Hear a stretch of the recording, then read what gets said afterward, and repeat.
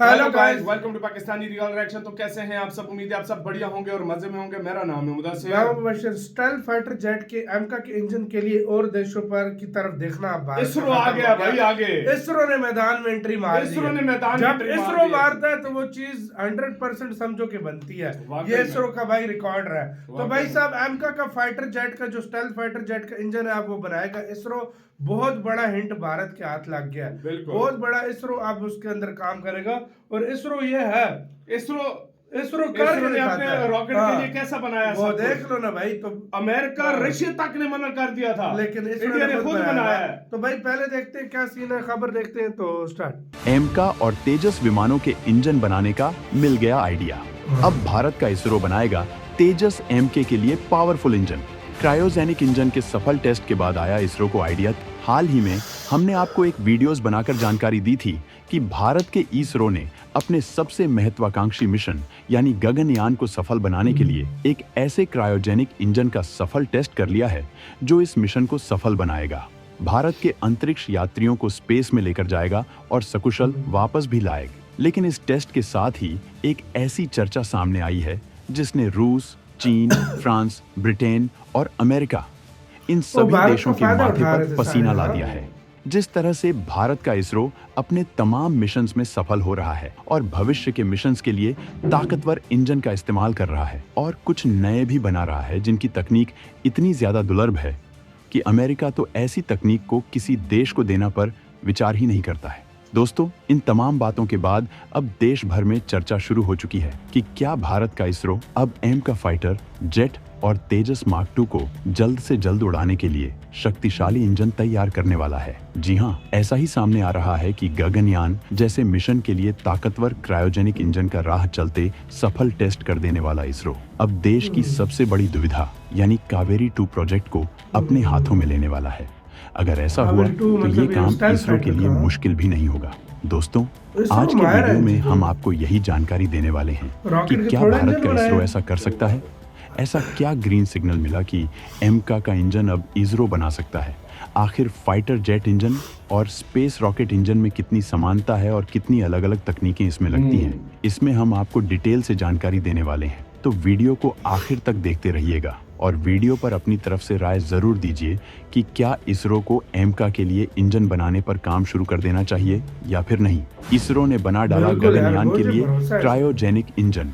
अब इसरो लेगा कावेरी प्रोजेक्ट को अपने हाथों में। दोस्तों, हाल ही में हमने आपको वीडियो बनाकर जानकारी दी थी कि भारत के अंतरिक्ष अनुसंधान संगठन ने एक और बड़ी सफलता हासिल करते हुए स्वदेशी C-20 क्रायोजेनिक इंजन का एक महत्वपूर्ण परीक्षण सफलतापूर्वक पूरा कर लिया है। इस परीक्षण को तमिलनाडु के महेंद्रगिरी स्थित इसरो प्रोपल्सन कॉम्प्लेक्स में अंजाम दिया गया। यह इंजन भारत के गगनयान मिशन के लिए बेहद जरूरी है क्योंकि यही इंजन हमारे अंतरिक्ष यात्रियों को सुरक्षित पृथ्वी की कक्षा में पहुंचाएगा। यह परीक्षण न केवल गगनयान मिशन के लिए महत्वपूर्ण था बल्कि इसने भारत की रक्षा क्षमताओं को एक नए स्तर पर ले जाने की भी संभावना पैदा कर दी। विशेषज्ञों ने तुरंत अनुमान लगाना शुरू कर दिया, क्या इसरो, जो अब तक भारत के अंतरिक्ष मिशनों का नेतृत्व करता आया है, फाइटर जेट इंजनों के निर्माण में भी क्रांति ला सकता है। दोस्तों, आज अगर हम भारत के फाइटर जेट्स की बात करें तो उनकी सबसे बड़ी कमजोरी यह नहीं है कि वे तकनीकी रूप से पिछड़े हैं, बल्कि यह है कि वे अभी भी विदेशी इंजन पर निर्भर हैं। हमारे पास अभी भी फाइटर जेट का इंजन नहीं है। तेजस MK1 में अमेरिका का G404 इंजन और तेजस MK2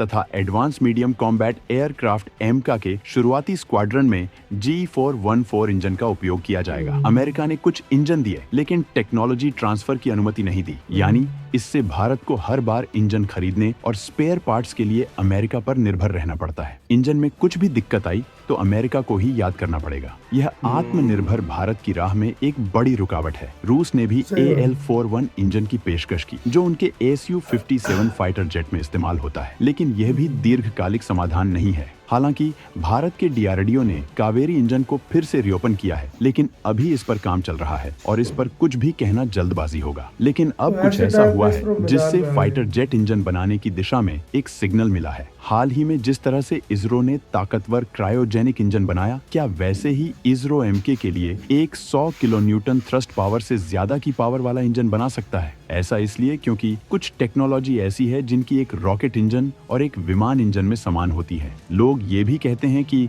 इसरो स्पेस में काम करता है और फाइटर जेट हवा में उड़ते हैं, तो दोनों में कोई समानता नहीं है। लेकिन ये पूरी तरह सच नहीं है। इसरो ने वर्षों की मेहनत से रॉकेट इंजनों में महारत हासिल कर ली है और इनमें कई तकनीकें ऐसी हैं जो फाइटर जेट इंजनों में इस्तेमाल की जा सकती हैं। इसे हम बारी बारी से समझते हैं। नंबर 1, हाइपरसोनिक टेक्नोलॉजी और turbine blade design. Hypersonic technology और टरबाइन ब्लेड डिजाइन की फाइटर जेट इंजनों में सबसे महत्वपूर्ण घटक होता है टरबाइन ब्लेड, जो इंजन के प्रदर्शन और उसकी दीर्घायु को तय करता है। जब एक जेट विमान सुपरसोनिक या हाइपरसोनिक गति से उड़ता है तो उसके इंजन में हवा का तापमान अत्यधिक बढ़ जाता है, जिससे टरबाइन ब्लेड पर अत्यधिक दबाव पड़ता है। यदि ब्लेड इस तापमान को सहन नहीं कर पाते तो इंजन फेल हो सकता है। इसरो ने अपने हाइपरसोनिक और क्रायोजेनिक इंजन प्रोग्राम्स के तहत ऐसी धातुएं और मिश्र धातुएं विकसित की हैं जो अत्यधिक ऊष्मा सहन कर सकती हैं। उदाहरण के लिए इसरो ने हाल ही में अपने हाइपरसोनिक स्क्रैमजेट इंजन का सफल परीक्षण किया, जिसमें बेहद उच्च तापमान को झेलने वाली धातुओं का उपयोग किया गया। यही तकनीक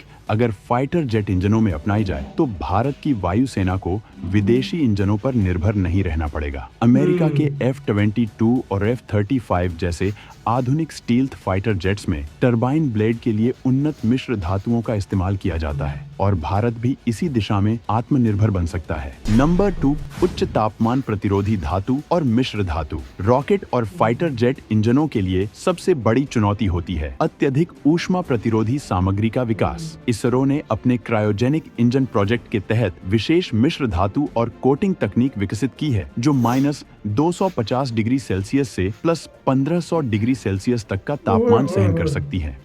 वाह भाई, इसके साथ तो वीडियो खत्म। यार ये इसरो वाकई में भाई नेक्स्ट लेवल जा रहा है यार। यार इसरो, मैं एक सच बात बताऊं, अगर देखो ये तो बड़ी बड़ी फैक्ट्रीज करती हैं, इसरो ये सारा कुछ कर, तो अगर इसरो इस चीज में कामयाब हो गया या इसरो ने ना भी बनाया, हेल्प कर दी, डीआरडीओ और मिलकर इसरो ने बना लिया, हेल्प कर दी, डीआरडीओ और इसरो ने मिलकर कुछ कर लिया, ये अपने आप में एक क्रांति ले आएगा। मानो या ना मानो इंडियन। और भाई जिस तरह इसरो का रिकॉर्ड रहा है, वो ऐसे प्रोजेक्ट में घुसा ही नहीं है जो वो ना कर सका। सही बात है ये भाई, ये इसरो का रिकॉर्ड रहा है। देखो रॉकेट इंजन के लिए तुम्हें पता है उसने रूस ने मना कर दिया था, अमेरिका ने भी मना कर दिया था, और देश भी कह रहे थे नहीं, लेकिन रॉकेट का इंजन किसने बनाया? खुद इसरो ने बनाया। खुद बनाया। क्यों बनाया? ये वो भी चंद्रयान के लिए, चंद्रयान के लिए। और ये जो PSLV है, ये किसने बनाया? GSLV।